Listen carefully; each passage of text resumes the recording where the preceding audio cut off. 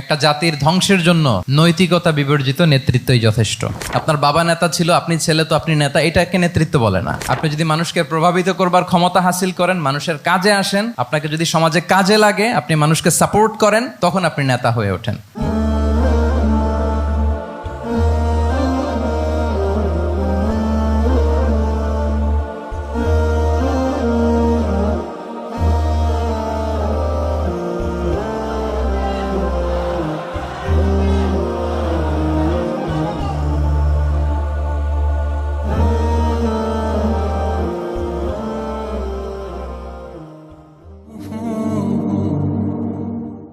আসসালামু আলাইকুম ওয়া রাহমাতুল্লাহি ওয়া বারাকাতুহু। নাহমাদুহু ওয়া নুসাল্লি আলা রাসূলিহিল কারীম, আম্মা বা'দু, ফাআউযু বিল্লাহি মিনাশ শাইতানির রাজীম। বিসমিল্লাহির রাহমানির রাহিম। লাকাদ কানা লাকুম ফি রাসূলিল্লাহি উসওয়াতুন হাসানাহ লিমান কানা ইয়ারজুল্লাহা ওয়াল ইয়াওমাল আখিরা ওয়া যাকারাল্লাহা কাসীরা। সাদাকাল্লাহুল আযীম। রাব্বিশ রাহ লি সাদরি ওয়া ইয়াসসির লি আমরি ওয়াহলুল উকদাতাম মিন লিসানি ইয়াফকাহু কওলি। মিনার চট্টগ্রাম বিশ্ববিদ্যালয়ের আয়োজনে আজকের এই সিরাত প্রোগ্রামে আপনারা যারা উপস্থিত হয়েছেন তাদের সবাইকে জানাচ্ছি আন্তরিক শুভেচ্ছা এবং মোবারকবাদ। আহলান ওয়া সাহলান ওয়া মারহাবান বিকুম ফি হাযাল লিকা আত-তাইয়িব আল মুবারাক। আমরা শুরুতেই আল্লাহ রাব্বুল ইজ্জা ওয়াল জালালের দরবারে শুকরিয়া জ্ঞাপন করছি, যিনি আমাদেরকে আজকের এই চমৎকার সন্ধ্যায় চট্টগ্রাম বিশ্ববিদ্যালয়ের সমাজ বিজ্ঞান অনুষদের এই চমৎকার অডিটোরিয়ামে আল্লাহ রাসূল সাল্লাল্লাহু আলাইহি ওয়া আলিহি ওয়াসাল্লামের পবিত্র সিরাত থেকে কিছু আলোচনা শুনবার জন্য আমাদেরকে একত্রিত হওয়ার সুযোগ করে দিয়েছেন। আমরা সবাই কালিমাতুশ শুকর পড়ে নিচ্ছি আলহামদুলিল্লাহ।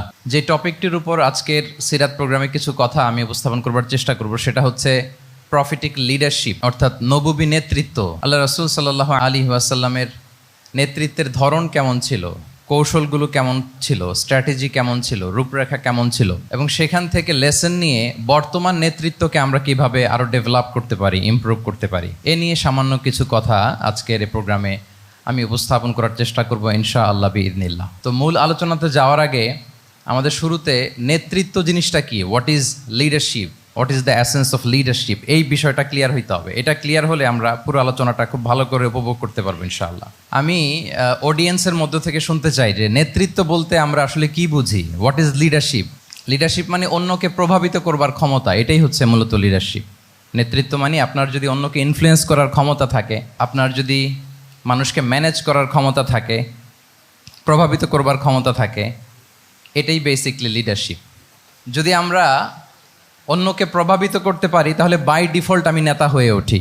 এটা হচ্ছে লিডারশিপের মূল সংজ্ঞা বা প্রকৃত কথা। লেটসে ক্লাস শেষে একজন তার বন্ধুদেরকে বলল চল খেলতে যাই, তো কেউ কেউ রাজি, আবার অনেকে রাজি না। সে কনভিন্স করা শুরু করলো, ফাইনালি সে সবাইকে কনভিন্স করে খেলতে নিয়ে গেলো, এই যে লিডার হয়ে গেছে। ক্লিয়ার হয়েছে না ব্যাপারটা? তাহলে বেসিকলি অন্যকে প্রভাবিত করবার যে ক্ষমতা, এটাই হচ্ছে কি লিডারশিপ। যদি আমরা অন্যকে প্রভাবিত করতে পারি, ইনফ্লুয়েন্স করতে পারি। আমাদের সমাজে কিংবা রাষ্ট্রে আমরা যে সমস্যাগুলো দেখি, এগুলো বেসিকলি পোর লিডারশিপের কারণে। Poor leadership, because of poor leadership. যদি যথাযোগ্য নেতৃত্ব আমরা তৈরি করতে পারতাম, যোগ্য নেতৃত্ব যদি আমরা হাজির করতে পারতাম, তাহলে এই সমস্যাগুলো থাকতো না। আমরা আল্লাহ রাসূল সাল্লাল্লাহু আলাইহি ওয়া আলিহি ওয়াসাল্লামের নেতৃত্বের গুণাবলীগুলো, যদি ওনার যে লিডারশিপ ট্রেডস, লিডারশিপ ফিচার্সগুলো আছে, এগুলো যদি আমরা খেয়াল করি, তাহলে দেখব যে এগুলো দিয়ে তিনি পুরো একটা জাতি, একটা ভূখণ্ডের জীবনধারা পাল্টে দিয়েছিলেন। তাহলে নেতৃত্বের দিক থেকে অ্যাজ এ লিডার তিনি কতটা সফল, এটা খুব ক্লিয়ার আমাদের কাছে। আমরা এখন দেখার চেষ্টা করব যে রাসূল সাল্লাল্লাহু আলাইহি ওয়াসাল্লামের লিডারশিপটা আসলে কোন ধরনের লিডারশিপ ছিল, কোন ধরনের নেতৃত্ব ছিল, এবং সেখান থেকে বর্তমান সময়ে আমরা কি করে যুগোপযোগী নেতৃত্ব তৈরি করতে পারি। প্রথম যেটা বলতে হবে সেটা হচ্ছে আল্লাহ রাসূল সাল্লাল্লাহু আলাইহি ওয়া আলিহি ওয়াসাল্লামের নেতৃত্বটা ছিল সার্ভেন্ট লিডারশিপ। সার্ভেন্ট লিডারশিপ মানে হচ্ছে কাজের মধ্য দিয়ে নেতা হওয়া। বেসিক্যালি আপনি যখন মানুষের কাজে লাগবেন বা কাজে আসবেন, তখনই আপনি নেতা। যদি আপনাকে সমাজে কোনো কাজে না লাগে, সমাজে যদি আপনি রেলেভেন্ট হতে না পারেন, কাউকে সাপোর্ট করতে না পারেন, গাইড করতে না পারেন, তাহলে তো নেতা হয়ে ওঠা আপনার পক্ষে সম্ভব হবে না। তাহলে যদি কাজে লাগা যায় মানুষের, আপনি যদি কাজে লাগেন, আপনি যদি মানুষের উপকারে আসেন, তাহলে by default you are a leader. If you are society oriented, if you are people oriented, if you are service oriented, by default you are a leader. আমরা যদি আল্লাহ রাসূল সাল্লাল্লাহু আলাইহি ওয়া আলিহি ওয়াসাল্লামের জীবনের দিকে একটু খেয়াল করি, তাহলে দেখবো যে নবী হওয়ার আগেও কিন্তু আল্লাহ রাসূল সাল্লাল্লাহু আলাইহি ওয়াসাল্লামের এই ক্যারেক্টারিস্টিক্স গুলো ছিল, এই ফিচার গুলো ছিল। উনি মানুষের অনেক কাজে এসেছেন, তিনি মানুষকে সাপোর্ট করতেন, বিপদে তাদের পাশে দাঁড়াতেন, তাই না? তিনি তো অফিসিয়ালি 40 বছর বয়সে নবী হলেন, যদিও আল্লাহর এলেমে তিনি অনেক আগে থেকেই নবী। কিন্তু দুনিয়াতে আল্লাহ রাসূল সাল্লাল্লাহু আলাইহি ওয়াসাল্লাম যখন 40 বছর বয়সে উপনীত হলেন, তখনই তো হেরা গুহায় নাজিল হলো, ইকরা বিসমি রাব্বিকাল্লাযী খালাক, read in the name of your Lord who has created. এই যে 5টা আয়াত নাজিল হলো, উনি নিয়ে আসলেন, কাঁপতে লাগলেন। খাদিজা রাদিয়াল্লাহু তাআলা আনহার কাছে বললেন যে মনে হয় আমি মারা যাব, আমাকে কম্বল চাপা দাও, আমার ভয় লাগছে, আমি কাঁপছি। তখন খাদিজা রাদিয়াল্লাহু তাআলা আনহা ওনাকে আশ্বস্ত করলেন, ওয়াল্লাহি লা ইউখজিকাল্লাহু আবাদা, আপনি ভয় পাবেন না, আল্লাহ আপনাকে অপদস্থ করবেন না। ইন্নাকা লা তাসিলুর রাহিমা ওয়া তাসদুকুল হাদিসা, নিশ্চয়ই আপনি আত্মীয়তার সম্পর্ককে বজায় রাখেন, আপনি সবসময় সত্য কথা বলেন। ওয়া তাহমিলুল কাল্লা, আপনি মানুষের বোঝা বয়ে দেন। ওয়া তাকসিবুল মা'দুমা, যার উপার্জন করার কোনো সক্ষমতা নেই তার জন্য আপনি উপার্জন করেন, তাকে আপনি ফিনান্সিয়াল সাপোর্ট করেন। ওয়া তাকরিউদ দাইফা, আপনি মেহমানকে খাওয়ান। ওয়া তুঈনু আলা নাওয়াইবিল হক, সত্য যেখানে বিপন্ন সেখানে আপনি সত্যের বীর সেনানী হয়ে দাঁড়িয়ে যান। তো এই ফিচার যাদের মধ্যে থাকে, এমন ব্যক্তিত্বকে আল্লাহ তাআলা কখনোই অপমান করতে পারেন না। আপনি চিন্তিত হবেন না, ডোন্ট ওয়ারি অ্যাবাউট ইট, কোনো ভয় নাই, কোনো চিন্তা নাই, আপনি আশ্বস্ত হন।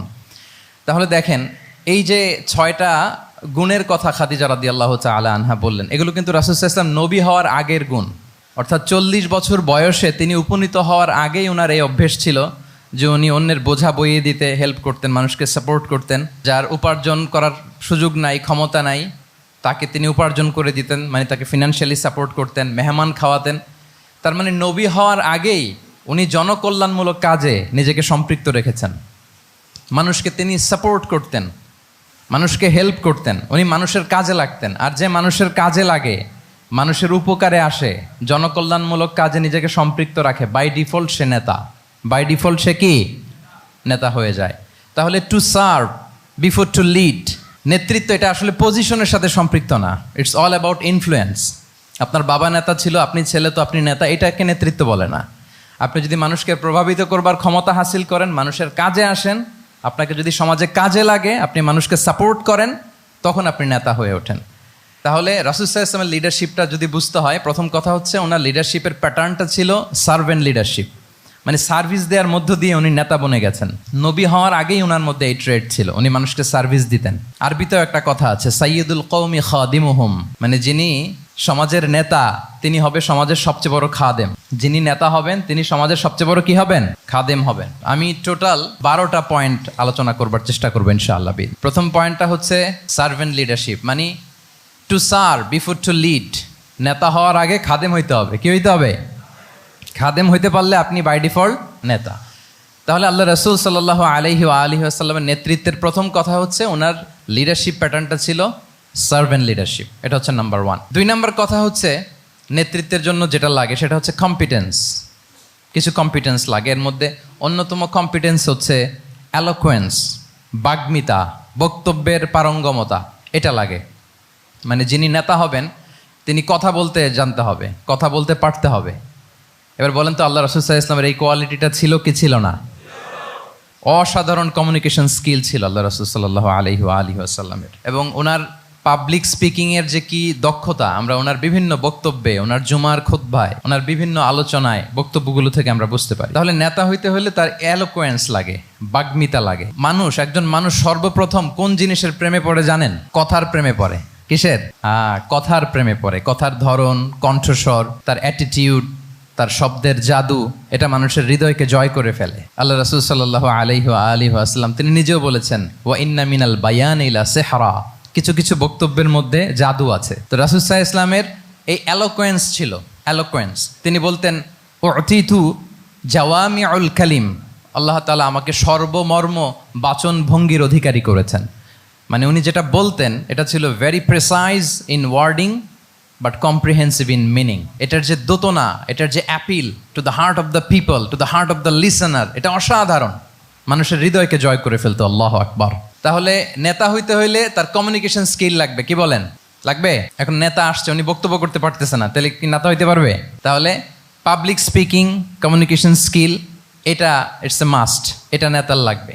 যেমনটি রাসূলুল্লাহ সাল্লাল্লাহু আলাইহি ওয়া আলিহি ওয়াসাল্লামের ছিল। উনি সর্বমর্ম বাচন ভঙ্গির অধিকারী ছিলেন, বলতেন কম কিন্তু এটার অ্যাপিল ছিল অনেক বেশি, এটার ব্যাখ্যা হয়ে যেত অনেক। রাসূল সাল্লাল্লাহু আলাইহি ওয়াসাল্লামের সবচাইতে বড় ভাষণটি ছিল বিদায় হজের ভাষণ, খুব সম্ভবত ওই ভাষণের টেক্সটগুলোকে যদি একসাথে করা হয় আমার মনে হয় 10 মিনিটের বেশি লাগবে না ওই টেক্সটগুলো পড়তে। তার মানে সবচাইতে বড় যে ভাষণ ওনার, ওটা কত ছিল? 10 থেকে 12 মিনিটের ভাষণ ছিল। আমরা তো ঘন্টার পর ঘন্টা বক্তব্য করি, তারপরেও তো আমরা মানুষের মনকে খুশি করতে পারি না। উনি সেই যে 1400 বছর আগে 10 মিনিটের একটা ছোট্ট ভাষণ দিলেন, গোটা বিশ্ব আজও হাবুডুবু খায় ওই ভাষণের ভেতর, ঠিক কিনা বলেন? তাহলে উতিতু জাওয়ামিউল কালিম, আমি সর্বমর্ম বাচনভঙ্গির অধিকারী। সুবহানাল্লাহ, ভেরি প্রেসাইজ এন্ড ক্লিয়ার। কতটা প্রেসাইজ এন্ড ক্লিয়ার ছিল রাসূল সাল্লাল্লাহু আলাইহি ওয়াসাল্লামের বক্তব্য? আম্মা জান আয়েশা রাদিয়াল্লাহু তাআলা আনহা বলেন, লাউ আদ্দাহুল আদ্দু লা আহসাহু, তিনি যখন বক্তব্য করতেন কেউ যদি চাইতো যে দেখি কয়টা শব্দ বললেন বক্তব্যে, কয়টা বাক্য বললেন, চাইলে মুহূর্তে গুনে ফেলা যেত সেটা। এত প্রেসাইজ এন্ড ক্লিয়ার বক্তব্য ছিল যে তিনি কয়টা বাক্য ব্যবহার করেছেন, কয়টা শব্দ ইউজ করেছেন এই বক্তব্যে, চাইলে যে কেউ গুনে ফেলতে পারত। এবং তিনি খুবই শুদ্ধ আরবিতে কথা বলতেন, আফসাহুল লিসান ছিলেন। বিশুদ্ধ ভাষায় কথা বলতে পারা এটা অনেক জরুরি। রাসূল সাল্লাল্লাহু আলাইহি ওয়াসাল্লাম অত্যন্ত বিশুদ্ধ আরবিতে কথা বলতেন, এবং বিশুদ্ধ আরবি জানাটা বা বিশুদ্ধ ভাষাটা এত জরুরি যে আল্লাহ তাআলা তার প্রিয় হাবিবকে এই বিশুদ্ধ ভাষা শেখানোর জন্য মায়ের বুকের দুধ খাওয়া থেকে বঞ্চিত রেখেছিলেন। আমি আবারও বলছি, বিশুদ্ধ ভাষাটা এত জরুরি যে আল্লাহ তাআলা তার প্রিয় হাবিবকে মায়ের বুকের দুধ থেকে বঞ্চিত রেখেছেন শুধু বিশুদ্ধ ভাষার জন্য। তিনি কিন্তু মায়ের বুকের দুধ খেতে পারেন নাই।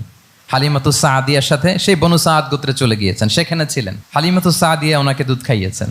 এরপরে যখন মরুভূমির চমৎকার পরিবেশে একেবারে বিশুদ্ধ আরবি তিনি শিখেছেন, আবার শিশু মুহাম্মদ সাল্লাল্লাহু আলাইহি ওয়াসাল্লামকে তিনি তার মায়ের কাছে ফিরিয়ে দিয়েছেন। তাহলে চিন্তা করে দেখেন যে বিশুদ্ধ ভাষার জন্য মায়ের বুকের দুধকে স্যাক্রিফাইস করা হয়েছে। আল্লাহু আকবার। তাহলে আম্মা জান আয়েশা রাদিয়াল্লাহু তাআলা আনহা বলতেন, লাউ আদ্দাহুল আদ্দু লা আহসাহু, চাইলে যে কেউ গুনতে পারতো যে তিনি প্রিয় নবীজি কয়টা বাক্য বললেন, কয়টা শব্দ। এত প্রিসাইজ এন্ড ক্লিয়ার ছিল। অন্য বর্ণনায় এসেছে, কানা ইয়াতাকাল্লামু বিকালামিন বাইনাহু ফাসলুন, তিনি এমন ভাবে কথা বলতেন, কথার মাঝখানে মাঝখানে পজ দিতেন। কি দিতেন? পজ দিতেন, মানে একটু থামতেন যাতে করে শ্রোতারা বুঝতে পারে। ইয়াতাকাল্লামু বিকালামিন বাইনাহু ফাসলুন, বলতে বলতে মাঝে মাঝে একটা পজ দিতেন যাতে সবাই বুঝতে পারে। ইয়াহফাযুহু মান জালাসা ইলাই, আশেপাশে যারা বসতো তারা সহজে এটা মুখস্থ করে ফেলতে পারে। পজ দিয়ে দিয়ে থেমে থেমে এত চমৎকার করে ওনার প্রেজেন্টেশন ছিল, বক্তব্য মালাগুলো ছিল, ফলে যারা শুনতেছে ইজিলি মুখস্থ করে ফেলতে পারত। এবং গুরুত্বপূর্ণ কথা তিনি এমফাসাইজ করতেন, 3 বার বলতেন। একবার তিনি বলতেছেন আত্তাকওয়া হা হুনা হা হুনা হা হুনা ওয়া ইউশিরু ইলা সাদরিহি সালাসা মাররাত, তাকওয়াকে তিনি এখানে রেফার করেছেন। আমরা তো মনে করি তাকওয়া সব ঢুকে গেছে এখানে, তাকওয়া ঢুকে গেছে টুপিতে, তাকওয়া ঢুকে গেছে জামাতে, এগুলো তাকওয়ার একটা নমুনা। কিন্তু আল্লাহ রাসূল সাল্লাল্লাহু আলাইহি ওয়াসাল্লাম বলেছেন তাকওয়া এখানে এখানে এখানে, এভাবে 3 বার তিনি ইঙ্গিত করেছেন। গুরুত্বপূর্ণ কথাকে তিনি এভাবে এমফাসাইজ করতেন। মাঝে মাঝে এমন আবেগঘন বক্তব্য উপস্থাপন করতেন, সাহাবারা অশ্রুসিক্ত হতো। ওয়াজিলাত মিনহাল কুলুব যারাফাত মিনহাল উয়ুন, সাহাবারা বলতেন যে আমরা অশ্রুসিক্ত হতাম, আমাদের হৃদয় বিগলিত হতো। এত চমৎকার মর্মস্পর্শী বক্তব্য তিনি করতেন। এটা প্রেক্ষাপটের আলোকে। আবার যুদ্ধের ময়দানে যখন কমান্ড করতেন তখন আলা সাউতু ওয়াশতাদ্দা গদাবু, তিনি রেগে যেতেন, উঁচু কণ্ঠে তিনি কথা বলতেন, মনে হচ্ছে একজন সেনাবাহিনীর কমান্ডার তার ব্যাটালিয়নকে কমান্ড করছেন। আল্লাহু আকবার।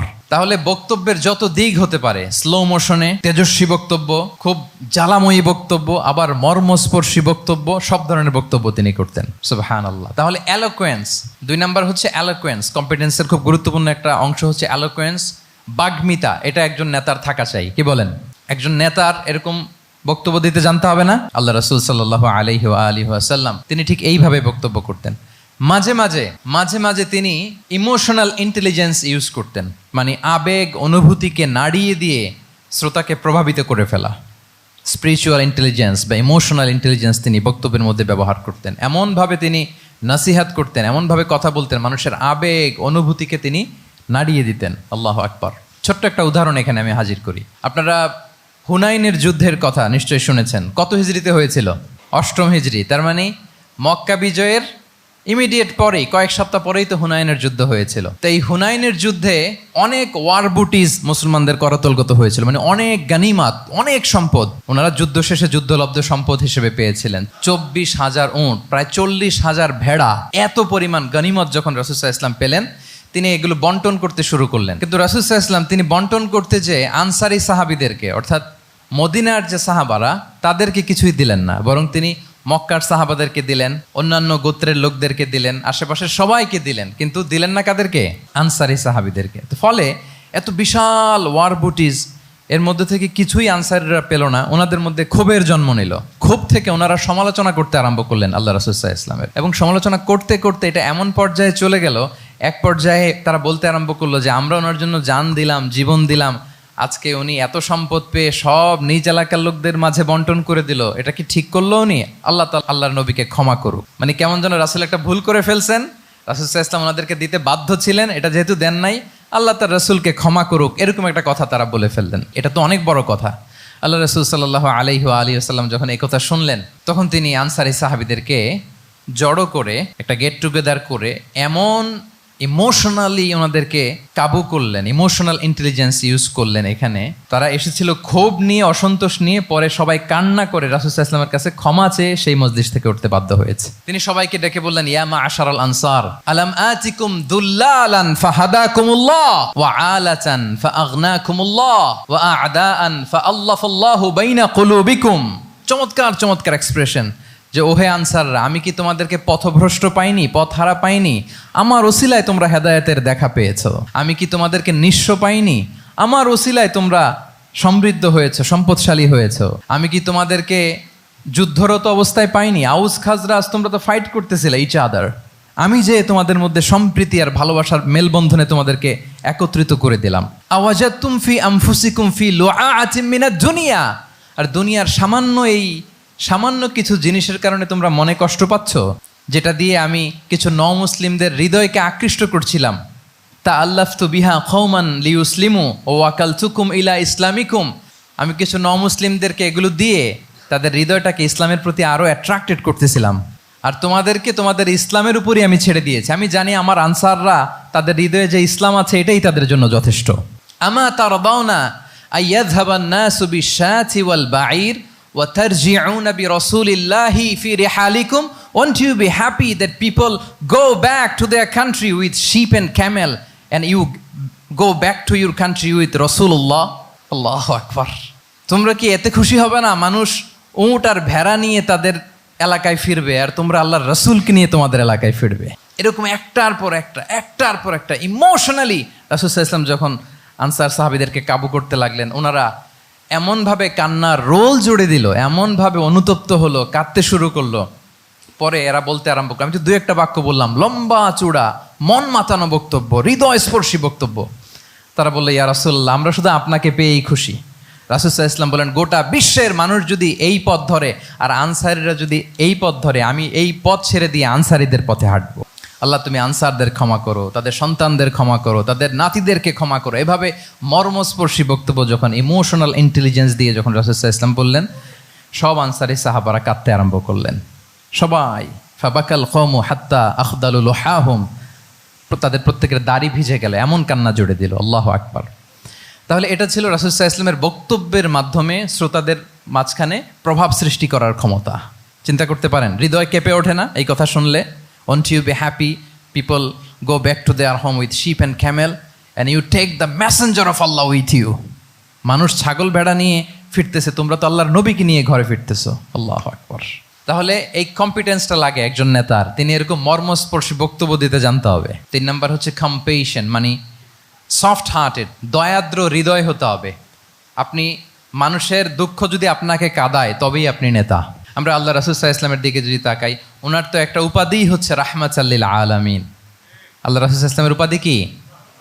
ওমা আরসালনাকা ইল্লা রাহমাতাল লিল আলামিন। We have not sent you but as mercy for all the world's.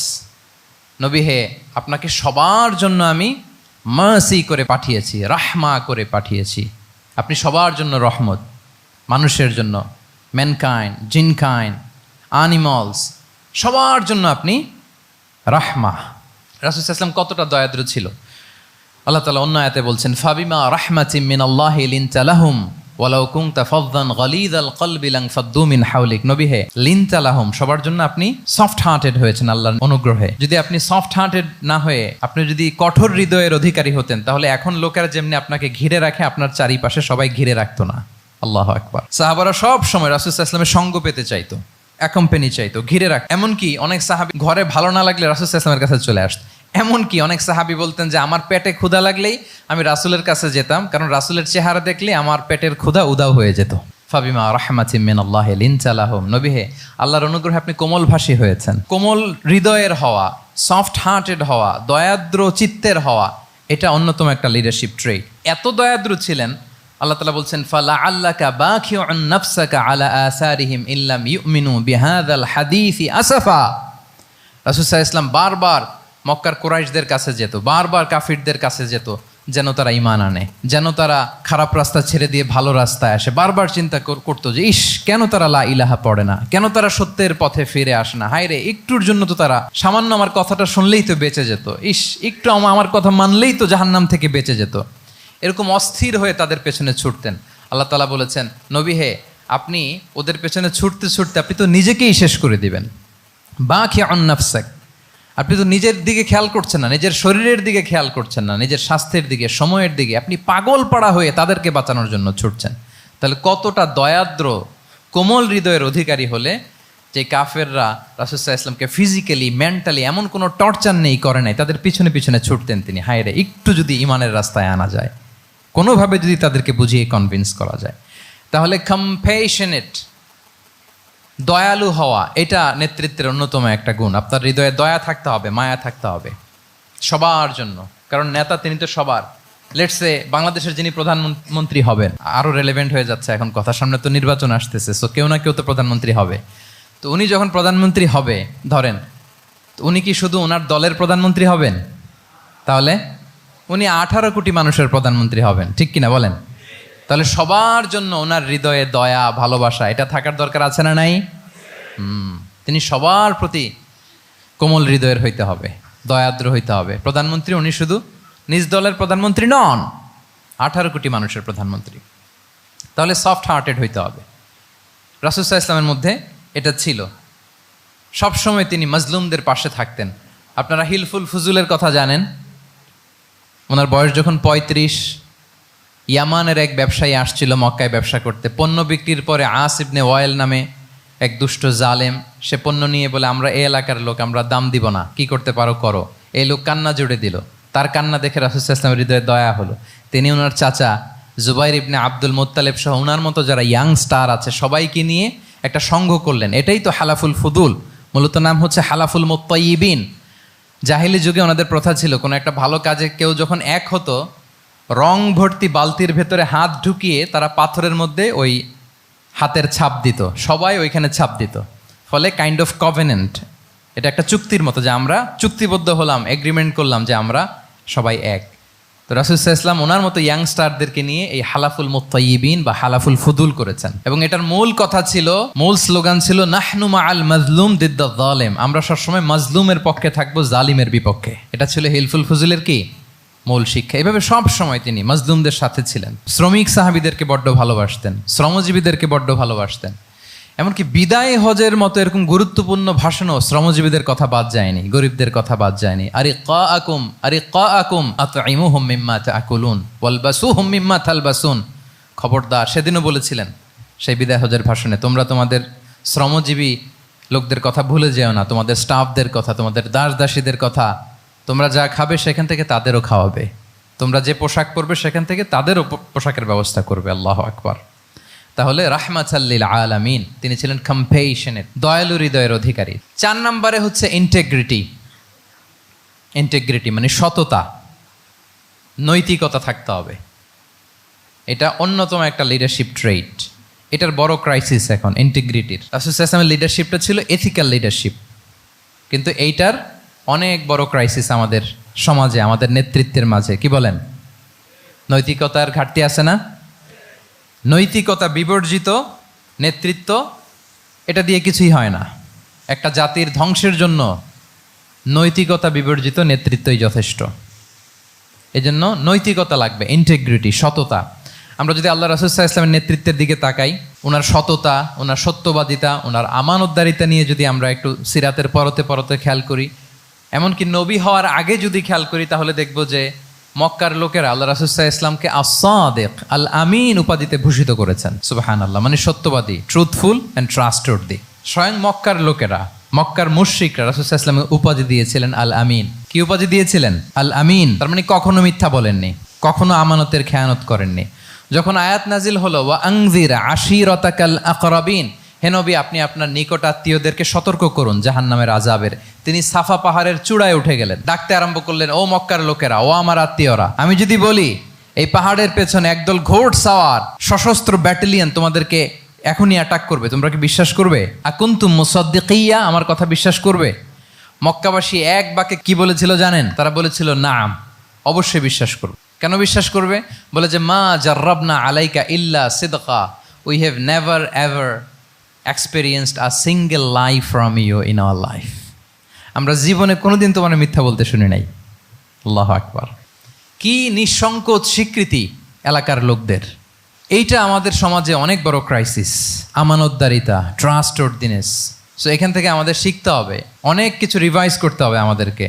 এই যে নতুন বাংলাদেশের চমৎকার সময় এসেছে, আর 54 বছরও হয়তো আমরা এই সুযোগ পাবো না। এজন্য আমাদেরকে শিখতে হবে রাসূল সাল্লাল্লাহু আলাইহি ওয়াসাল্লামের যে ইন্টিগ্রিটি, ওনার যে ট্রাস্টওয়ার্দিনেস, এই আমানতদারিতা থেকে আমাদেরকে শিখতে হবে। তাহলে নেতাকে আস্থার জায়গা তৈরি করে নিতে হয়। রাসূল সাল্লাল্লাহু আলাইহি ওয়াসাল্লাম এটা ধীরে ধীরে তৈরি করেছেন। আপনারা জানেন যে উনি নবুয়তের আগে পার্টনারশিপে বিজনেস করতেন খাদিজা রাদিয়াল্লাহু তাআলা আনহার সাথে, মানে খাদিজা রাদিয়াল্লাহু তাআলা আনহার ইনভেস্টমেন্ট আর উনি শ্রম দিতেন। তো উনি সিরিয়াতে গিয়েছেন পণ্য নিয়ে, মালামাল নিয়ে।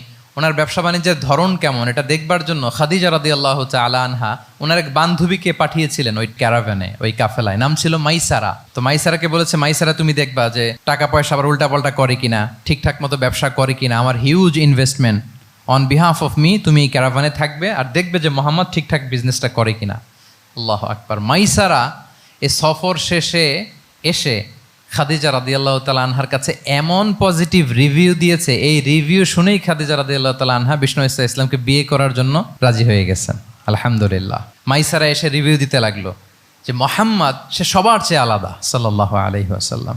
তার ওঠা বসা, তার চলন বলন, তার কথন, তার ডিলিংস, তার লেনদেন সব আলাদা, অসাধারণ তিনি।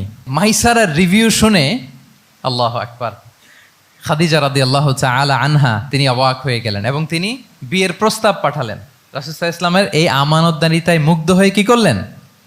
বিয়ের প্রস্তাব পাঠালেন। তাহলে কি পরিমাণে ট্রাস্টওয়ার্দিনেস ওনার ছিল। আরো মজার ব্যাপার হচ্ছে মক্কার কুরাইশরা, মক্কার লোকেরা রাসূল সাল্লাল্লাহু আলাইহি ওয়াসাল্লামের কাছে এসে আমানতের সম্পদ গচ্ছিত রাখতো।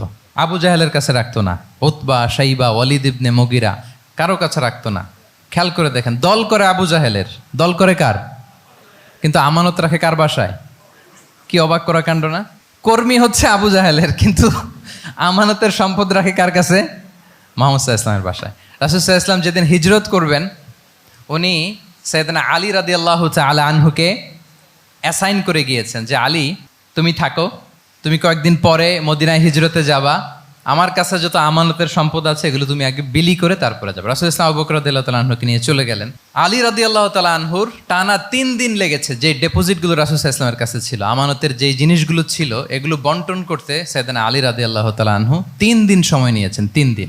এত পরিমাণ আমানতের সম্পদ রাসূল সাল্লাল্লাহু আলাইহি ওয়াসাল্লামের কাছে ছিল। আল্লাহু আকবার। তাহলে এই আমানতদারিতা, সততা, অনেস্টি, ট্রাস্টওয়ার্দিনেস এটা অনেক জরুরি নেতৃত্বের জন্য। নেতা হতে চাইলে তাকে আমানতদার হইতে হবে। যদি একজন ট্রু লিডার কেউ হতে চায়, তার মধ্যে আমানতদারিতা চাই। কি চাই? আমানতদার। তাহলে ইন্টিগ্রিটি। 5 নম্বরে হচ্ছে গুড ইন্টারাকশন উইথ ফলোয়ার্স। নেতার তার ফলোয়ারের সাথে কি লাগবে? ভালো ইন্টারাকশন লাগবে, সুন্দর একটা সম্পর্ক লাগবে, ভালো বোঝাপড়া চাই। একজন ভালো নেতৃত্বের বৈশিষ্ট্য হচ্ছে নেতা তার ফলোয়ারের সাথে কি করবে? ইন্টারেক্ট করবে। এখানেই বস আর লিডারের মধ্যে পার্থক্য। বস কি করে? অর্ডার করে শুধু। বসের কাজ হচ্ছে এই ডুজ অ্যান্ড ডোন্টস বলে দেয়, এইটা করা যাবে, ওইটা করা যাবে, মানে অর্ডার করে, ডিরেক্ট করে। কিন্তু লিডার কি করে? গাইড করে, মেন্টরিং করে, ইন্সপায়ার করে, মোটিভেট করে। So here is the difference between leader and boss. তাহলে বসই হওয়া যাবে না। নেতা হইতে চাইলে বসই হওয়া যাবে না। You have to interact with your followers. আপনার ফলোয়ারের সাথে ইন্টারাকশন লাগবে, তবেই আপনি নেতা। আমরা দেখি রাসূল সাল্লাল্লাহু আলাইহি ওয়াসাল্লামের কেমন ইন্টারাকশন ছিল। রাসূল সাল্লাল্লাহু আলাইহি ওয়াসাল্লাম যে কোনো বড় ডিসিশনে সাহাবাদের সাথে কনসালটেশন করতেন, পরামর্শ করতেন, তারপরে সিদ্ধান্ত নিতেন। ওয়াশাবিরহুম ফিল আমর, এই আয়াতের ভিত্তিতে তিনি সবার সাথে কি করে নিতেন? সাহাবাদের সাথে পরামর্শ করে নিতেন।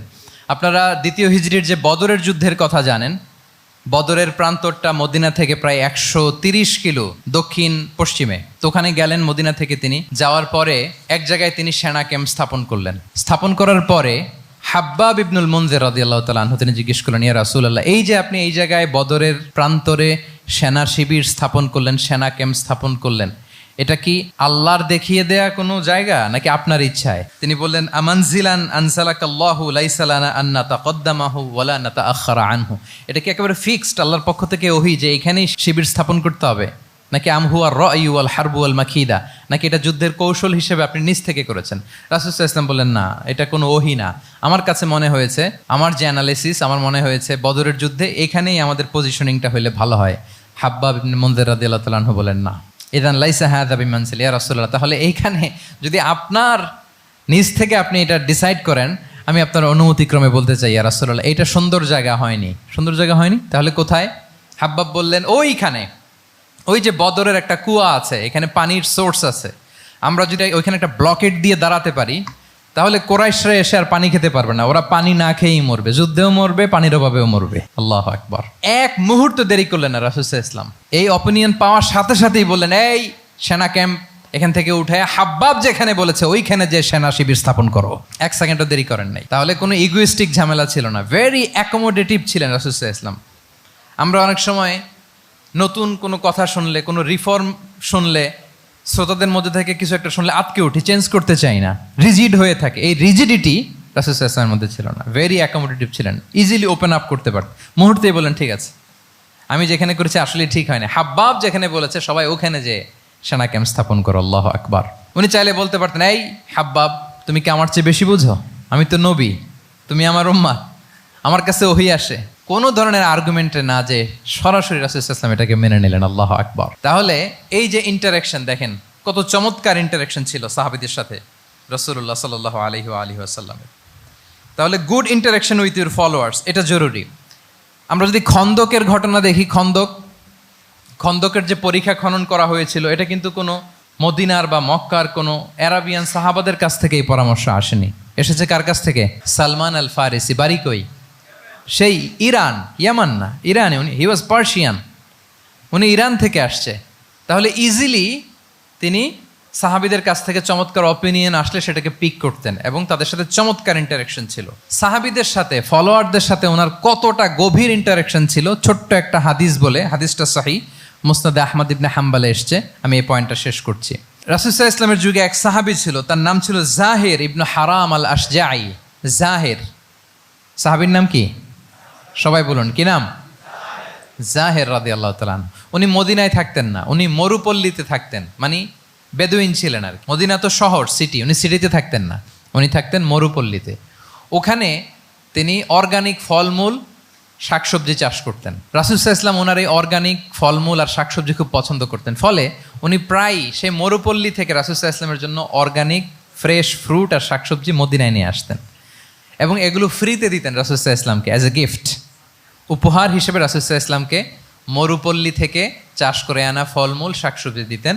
আর কিছু শাকসবজি ফলমূল তিনি মদিনার বাজারে বিক্রি করতেন। তো একবার তিনি এসে রাসূল সাল্লাল্লাহু আলাইহি ওয়াসাল্লামকে অর্গানিক এই ফ্রুটগুলো দিয়ে বাকিগুলো মদিনার বাজারে বিক্রি করতেছেন। রাসূলুল্লাহ সাল্লাল্লাহু আলাইহি ওয়াসাল্লাম বাজার ভ্রমণে গেলেন, যে দেখে ওই তো জাহের, উনি আবার কানা রজুলান দামিমান, একটু কুৎসিত দেখতে, একটু খাটো কুৎসিত শ্যামবর্ণের ছিলেন। তো ওনাকে দেখেই রাসূল সাল্লাল্লাহু আলাইহি ওয়াসাল্লাম পিছন থেকে এরকম ঝাপটে ধরলেন। উনি তো দেখতে পারতেছেন না কে ধরলো। উনি বলে, মান হাদা আরসিলনি, এই ছাড়ো ছাড়ো, কে কে, এই কোন লোক আমারে ধরলো, ছাড়ো ছাড়ো করে অস্থির। যখন পিছনে ফিরে দেখে আল্লাহ রাসূল সাল্লাল্লাহু আলাইহি ওয়াসাল্লাম, এখন আর ছাড়াছাড়ি করে না, এখন ওনার পিঠটা রাসূল সাল্লাল্লাহু আলাইহি ওয়াসাল্লামের বুক মোবারকের দিকে আরো লাগাই দিচ্ছে এইভাবে। সুবহানাল্লাহ। এতক্ষণ বলে এই কে, ছাড়ো ছাড়ো, যখন দেখে রাসূল সাল্লাল্লাহু আলাইহি ওয়াসাল্লাম এখন আর তাড়াহুড়ো করতেছে না, এখন ওনার পিঠটা রাসূল সাল্লাল্লাহু আলাইহি ওয়াসাল্লামের বুক মোবারকের সাথে আরো ঠেলে দিচ্ছে। রাসূল সাল্লাল্লাহু আলাইহি ওয়াসাল্লাম এবার মজার ছড়ে বললেন, মাইয়াশতারি হাযাল আব, ফান করে বলতেছেন, এই একটা দাস আছে আমার কাছে, এই লোকটারে কে কিনবে, আমি বেচবো।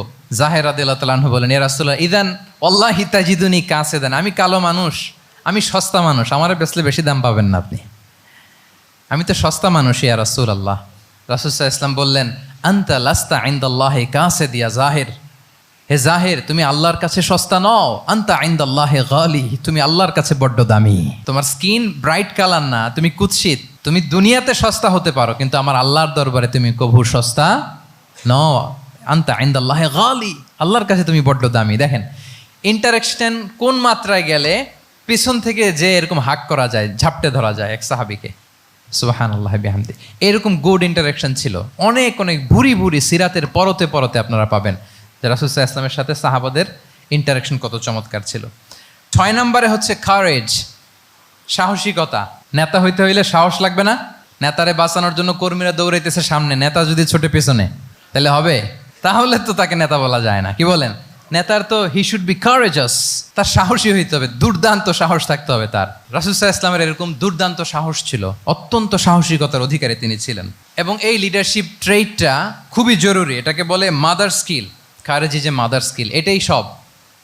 এই হিম্মত লাগবে। আর রাজুলু যু হিম্মা ইউহিল উম্মা, যার হিম্মত আছে সেই জাতিকে জাগাতে পারে, ঠিক কিনা? এই যে আমাদের কাছে তো উদাহরণ একেবারে হাতের কাছেই, এই যে 5 আগস্টে, এই যে জুলাই আপরাইজিং, যদি কারেজ না থাকতো আমাদের তরুণদের, আমাদের জেনজিদের, তাহলে এই পরিবর্তন কি আমরা দেখতে পেতাম?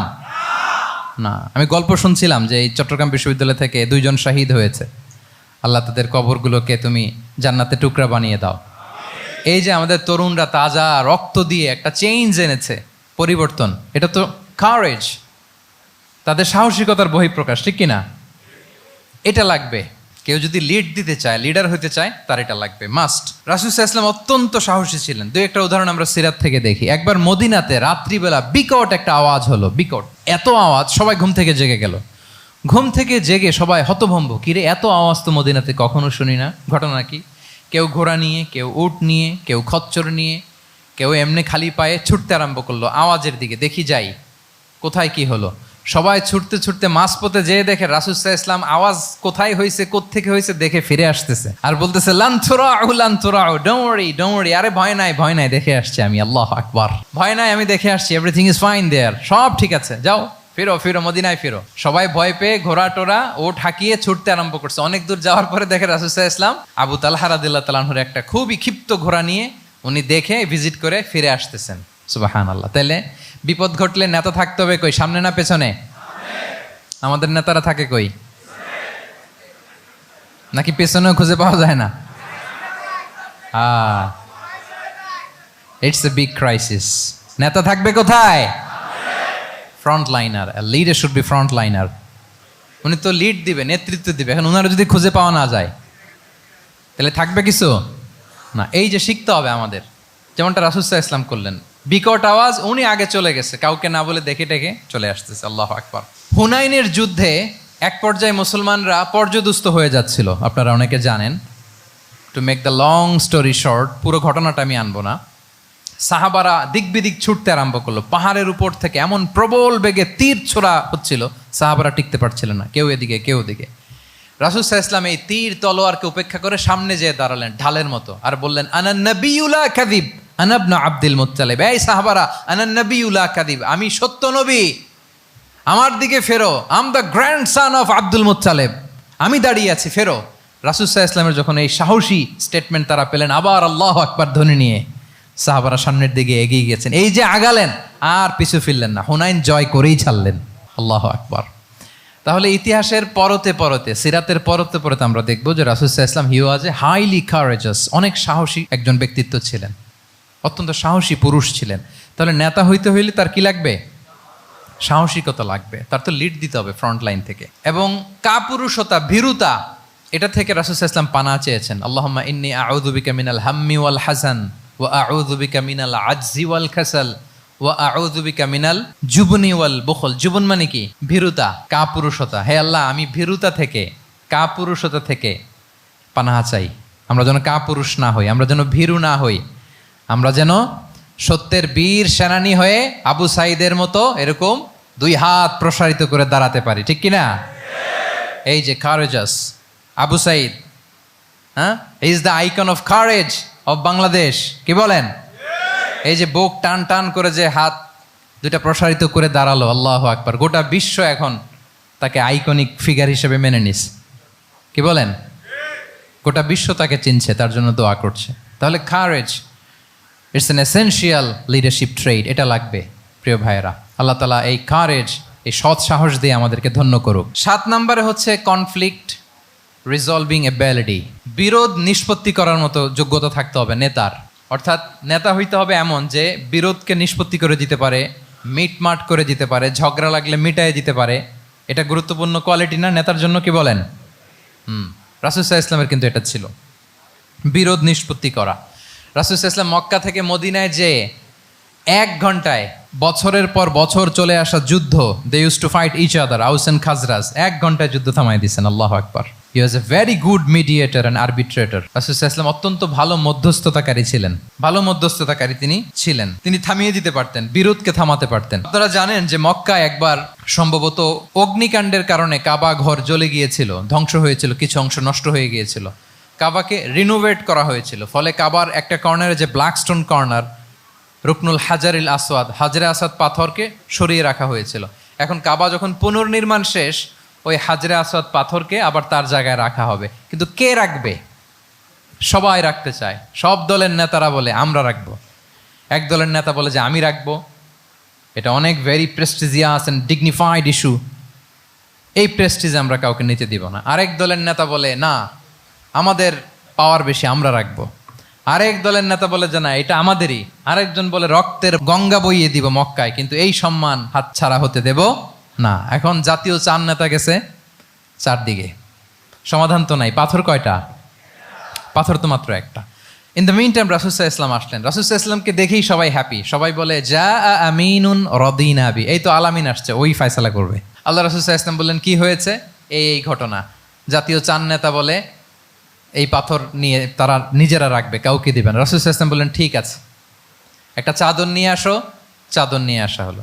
এবার জাতীয় 4 নেতা চাদরের 4 কর্নার ধরে দাঁড়ালো। রাসূল সাল্লাল্লাহু আলাইহি ওয়াসাল্লাম নিজ হাতে হাজরে আসওয়াদ তুলে চাদরের মাঝখানে রাখলেন। এবার 4 নেতাকে বললেন আসো তোমরা আমার সাথে। তারা আগাতে লাগলো। কাবা ঘরের সামনে যখন আসলো, রাসূল সাল্লাল্লাহু আলাইহি ওয়াসাল্লাম নিজ হাতে, ওনার বরকতময় হাতে আবার হাজরে আসওয়াদ ধরে ঠিক জায়গা মতো রেখে দিলেন। এতক্ষণ কিন্তু 4 নেতা কি বলছে? কাউরে ধরতে দিব না, কাউকে। কিন্তু এখন চাদরের কোনা ধরেই happy. This is called conflict resolving ability. একজন নেতার এরকম কনফ্লিক্ট, সমাজে যখন এই ধরনের বিরোধ তৈরি হয়, ঝামেলা তৈরি হয়, মারামারির মতো পরিস্থিতি তৈরি হয়, সংঘাতের মতো একটা সিচুয়েশন হয়, নেতা এটাকে রিজলভ করার ক্যাপাসিটি, এবিলিটি তার থাকতে হবে। আল্লাহ রাসূল সাল্লাল্লাহু আলাইহি ওয়াসাল্লামকে আল্লাহ তাআলা এটা দিয়েছিলেন। আল্লাহু আকবার। শুধু বড় বড় জিনিস না, ছোট ছোট জিনিসও করতে হয়। লেটস সে নিজ দলের নেতাকর্মীদের মধ্যে মারামারি, নিজ দেশের ভেতরে মারামারি, দেশের সাথে প্রতিবেশী দেশের বিরোধ, রিজিওনাল সুপার পাওয়ার হলে আশেপাশের অনেকগুলো দেশের মধ্যে বিরোধ, আপনাকে নেতা হয়ে এগুলো মিটমাট করে দিতে হবে। সুপার পাওয়ার যদি হয়ে যান, গোটা বিশ্বের যেইখানে ঝামেলা লাগে, দেখেন না বড় বড় মোড়লরা কি করে? ওই কাতারে বসে বসে ওই আফগানিস্তান, তারপর ওই ইসরায়েল, কাতার মিলাই দিচ্ছে, দেখেন না এগুলো নিউজে আপনারা? This is called conflict resolving ability. কনফ্লিক্টকে রিজলভ করতে জানতে হয়। রাসূল সাল্লাল্লাহু আলাইহি ওয়াসাল্লাম এরকম রাষ্ট্রীয় পর্যায়ে, বড় বড় সামাজিক পর্যায়ে, এমনকি ফ্যামিলি অ্যাফেয়ার্সের মধ্যে যত বিরোধ লাগতো রাসূল সাল্লাল্লাহু আলাইহি ওয়াসাল্লাম মিলাই দিতেন। আল্লাহু আকবার। ফ্যামিলি কাউন্সিলিং, এজন্য প্রত্যেক ইমাম খতিবদের এই কাউন্সিলিংয়ের উপর ট্রেনিং নেওয়া দরকার। আমাদের পরিবারগুলো ভেঙে যাচ্ছে, পরিবারগুলো কি হচ্ছে? ভেঙে যাচ্ছে। আমি পশ্চিমা দেশে আমাদের অনেক স্কলারদের দেখেছি, যারা ইমাম এবং খতিব, তাদের আলাদা করে উইকলি 7 ঘন্টা, 8 ঘন্টা, 10 ঘন্টা এরকম রাখতে হয় ফ্যামিলি কাউন্সিলিংয়ের জন্য। যাদের মধ্যে বিরোধ, হাজব্যান্ড ওয়াইফের ঝামেলা চলতেছে, উনি কাউন্সিলিং করে। এটা খুব জরুরি। আল্লাহ রাসূল সাল্লাল্লাহু আলাইহি ওয়াসাল্লাম এটা করতেন, সাহাবাদের মধ্যে করতেন, ইভেন নিজের স্ত্রীদের মধ্যেও করতেন। সহিহ বুখারীতে এসেছে, ওনার স্ত্রীদের মধ্যে 2টা গ্রুপ ছিল। পজিটিভলি নেন, 2টা গ্রুপ, আবার এটা ওই গ্রুপ মনে করেন না। অর্থাৎ মানবিক কারণে সামান্য যে জেলাসি থাকে এক স্ত্রীর সাথে আরেক স্ত্রীর, এটা তো খুব স্বাভাবিক। ওই ওনাদের মধ্যে একসাথে তো অ্যাট এ টাইমে খুব সম্ভবত 9 জন স্ত্রী বেঁচে ছিলেন। হাফসা রাদিয়াল্লাহু তাআলা আনহাকে কেন্দ্র করে একটা গ্রুপ, আয়েশা রাদিয়াল্লাহু তাআলা আনহাকে কেন্দ্র করে একটা গ্রুপ। তাদের মধ্যে অনেক কথাবার্তা, কিছু মানবিক কারণে যেগুলো হয়, এটা কিন্তু ছিল। রাসূল সাল্লাল্লাহু আলাইহি ওয়াসাল্লাম প্রায় ওনাদেরকে নিয়ে বসে এগুলো রিজলভ করে দিতেন। ওনার নিজের কন্যা ফাতেমা রাদিয়াল্লাহু তাআলা আনহার সাথে আলী রাদিয়াল্লাহু তাআলা আনহার যদি মনোমালিন্যের ঘটনা ঘটতো, এগুলো উনি রিজলভ করে দিতেন। এবং খুব কাছাকাছি ছিল কিন্তু ঘর। যারা মদিনায় মাআরিদুস সিরান নাবাবিয়া ওগুলোতে গিয়েছেন, দেখবেন যে রাসূল সাল্লাল্লাহু আলাইহি ওয়াসাল্লামের ঘরের পাশেই অন্যান্য স্ত্রীদের ঘরগুলো একটার পর একটা, পাশেই ফাতেমা রাদিয়াল্লাহু তাআলা আনহার ঘর। একবার তিনি দুপুরবেলা ফাতেমা রাদিয়াল্লাহু তাআলা আনহার ঘরে গেলেন, যে দেখেন যে ঘরে আলী রাদিয়াল্লাহু তাআলা আনহু নেই। তো জিজ্ঞেস করলেন যে আইনা ইবনু আম্মি, কোথায় আলী কোথায়? তো বললেন যে কানা বাইনি ওয়া বাইনাহু শাই, আমাদের মধ্যে একটু ঝগড়াঝাটি হয়েছে আর কি, মনোমালিন্য হয়েছে। ফাগাদাবানি, উনি একটু রেগে গেছেন আমার উপর। ফাখারাজা ফালাম ইয়াকিল ইনদি, প্রত্যেকদিন খাওয়ার পরে তো এখানেই কাইলুলা করে, আজকে আর ঘরে কাইলুলা করে নাই, কই যেন চলে গেছে। তো কোথায় গেল? রাসূল সাল্লাল্লাহু আলাইহি ওয়াসাল্লাম লোক পাঠালো, খুঁজে দেখো আলী কোথায়। আলী রাদিয়াল্লাহু তাআলা আনহু উনি মনের কষ্ট নিয়ে মসজিদে নববীর মধ্যে শুয়ে আছেন। তো রাসূল সাল্লাল্লাহু আলাইহি ওয়াসাল্লাম খুঁজতে খুঁজতে মসজিদে নববীর ভেতরে গেলেন, দেখলেন যে উনি যে শুয়ে আছে, ওনার গায়ের জামাটা এক পাশে পড়ে আছে আর বালুর মধ্যে ওনার শরীর পড়ে আছে। তো উনি ডাকলেন, কুম ইয়া আবা তুরাব, কুম ইয়া আবা তুরাব, হে বালির বাবা আলী, বালির বাবা আলী ওঠো ওঠো। মজা করে বললেন যে ইয়া আবা তুরাব, যেহেতু বালি লেগে আছে গায়ে, বালির বাবা আলী ওঠো। ওখান থেকে ধরে এনে ফাতেমা রাদিয়াল্লাহু তাআলা আনহার কাছে নিয়ে দুইজনকে পাশে বসি, এই যে আবার মিটমাট। এটা ছিল রাসূল সাল্লাল্লাহু আলাইহি ওয়াসাল্লামের ডেইলি বেসিসে একটা অ্যাক্টিভিটি। কনফ্লিক্ট তিনি রিজলভ করে দিতেন।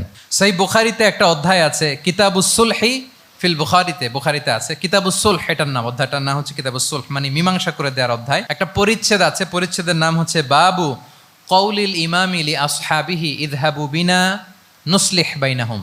রাসূল সাল্লাল্লাহু আলাইহি ওয়াসাল্লাম প্রায় বলতেন যে আমাকে নিয়ে যাও, আমি মিলাই দিব। ঝগড়া ঝাঁটি মারামারির কথা শুনলে রাসূল সাল্লাল্লাহু আলাইহি ওয়াসাল্লামের বিখ্যাত ডায়লগ এটা, উনি বলতেন আরে ঝগড়া, ইযহাবু বিনা, আমি আছি না, আমার নিয়ে যাও, আমি মিলাই দিব, আমাকে নিয়ে যাও, আমি সংশোধন করে দিব। আল্লাহু আকবার। তাহলে কনফ্লিক্ট রিজলভিং এবিলিটি এটা একজন নেতার থাকা চাই। 8 নম্বরে হচ্ছে visionary. A leader should be futuristic, সময়ের আগে চলতে পারা, এটা নেতার কাজ। He should see beyond the boundary, out of the box. তাকে আউট অফ দ্য বক্স চিন্তা করতে হবে। কর্মীরা যদ্দূর দেখে এরপর থেকে নেতা দেখা শুরু করবে, তখন সেই হয়ে উঠবে নেতা। এটাকে বলে ভিশনারি। এই ট্রেডটা একটা লিডারশিপ ট্রেড, খুব গুরুত্বপূর্ণ লিডারশিপ ট্রেড, মানে ফারসাইটেডনেস থাকা, দূরদর্শিতা থাকা, ফিউচারিস্টিক অ্যাটিটিউডের হওয়া, সময়ের আগে চলতে পারা, মানে আগ থেকে আন্দাজ করতে পারা। রাসূল সাল্লাল্লাহু আলাইহি ওয়াসাল্লামের মধ্যে এটা ছিল। কেমন ছিল? ওনার দুই একটা উক্তি আমি কয়েকটা হাদিস শেয়ার করি। তিনি বলতেন, ইন্নাল্লাহা যাওয়ালি আল আরদা ফারাআইতু মাশআরিকাহা ওয়া মাগারিবাহা ওয়া ইন্না মুলকা উম্মতি সায়াবলুগু মুলকুহা মা যুবিয়ালি মিনহা। আল্লাহ তাআলা এই পৃথিবীটাকে ফোল্ড করে ছোট রেপ্লিকা বানিয়ে আমার সামনে তুলে ধরেছেন। ফারাআইতু মাশারিকাহা ওয়া মাগারিবাহা, আমি পৃথিবীর প্রাচ্য পাশ্চাত্য সবটুকুন দেখেছি, আর আমি যদ্দূর দেখেছি ঠিক তদ্দূর জায়গায় আল্লাহ তাআলা লা ইলাহার বাণী পৌঁছে দিবে। পৃথিবীতে এমন কোনো জায়গা আছে যেখানে লা ইলাহার ধ্বনি উচ্চারিত হয় না?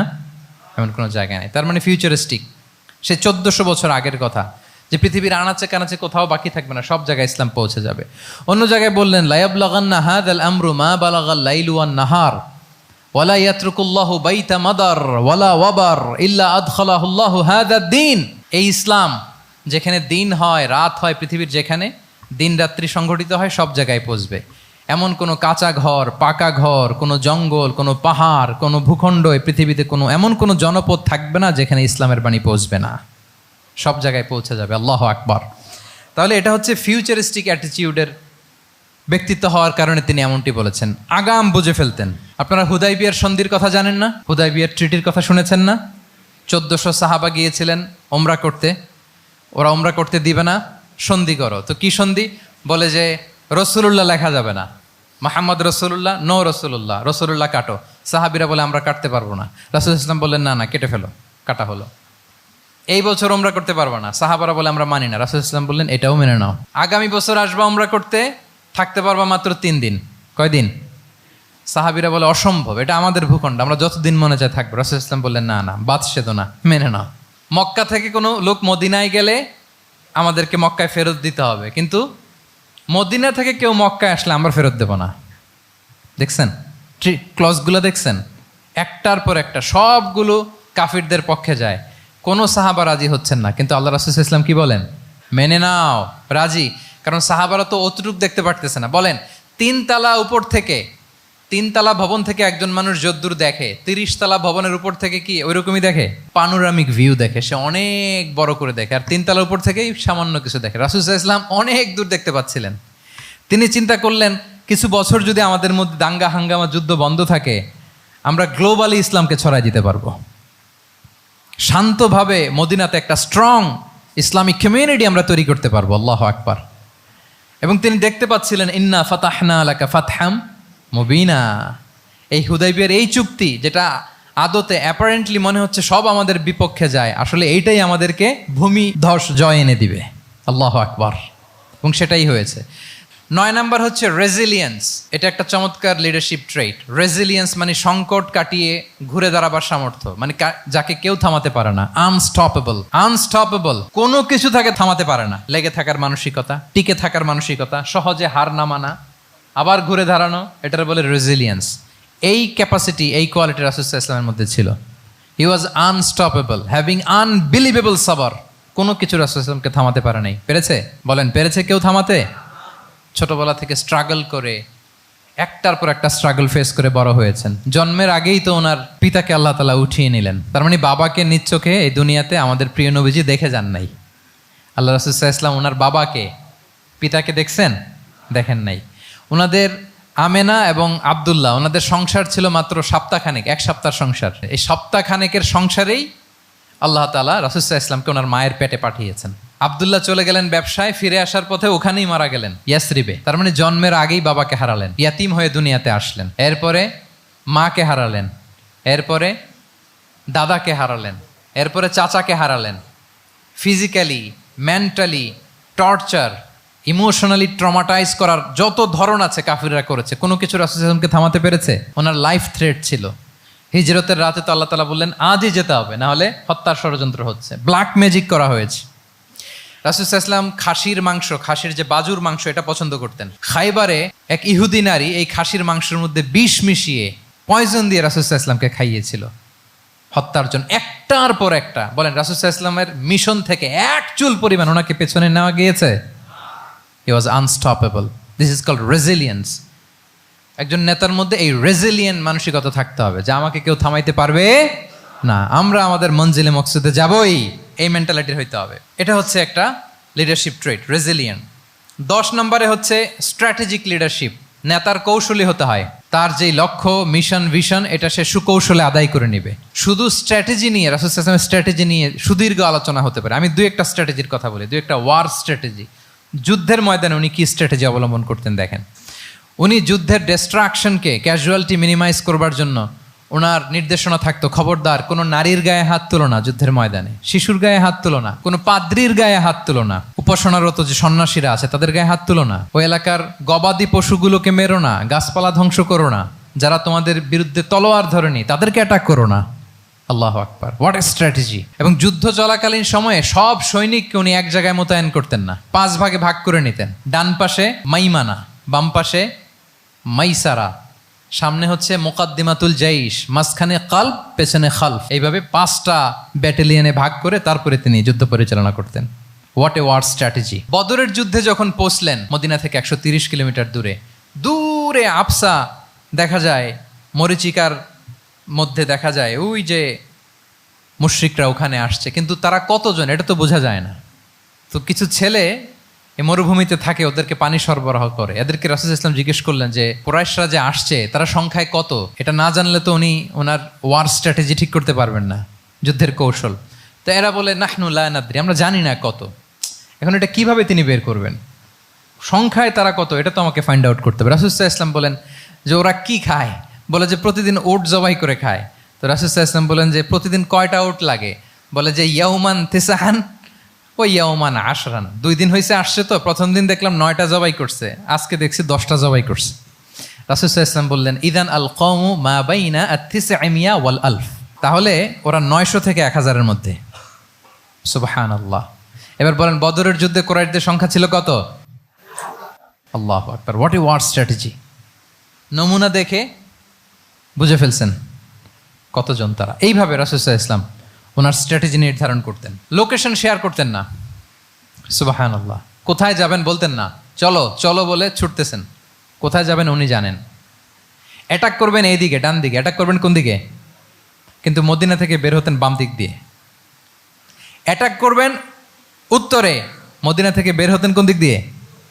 দক্ষিণ দিক দিয়ে। যে রাতে হিজরত করবেন মদিনা উত্তর দিকে, উনি দক্ষিণ দিকে চলে গেছেন গারে সাউরে 3 দিন থেকে আগে, ওরা যাতে বুঝতে না পারে। সুবহানাল্লাহ। এটা ছিল রাসূল সাল্লাল্লাহু আলাইহি ওয়াসাল্লামের ওয়ার স্ট্র্যাটেজি। এবং সবাই যেই পথে মক্কা থেকে মদিনা যায় উনি কিন্তু ওই পথে যাননি। ক্যারাভেনগুলো, কাফেলাগুলো যেই পথে মক্কা থেকে মদিনা ইউজুয়াল রুট যেটা, যাননি।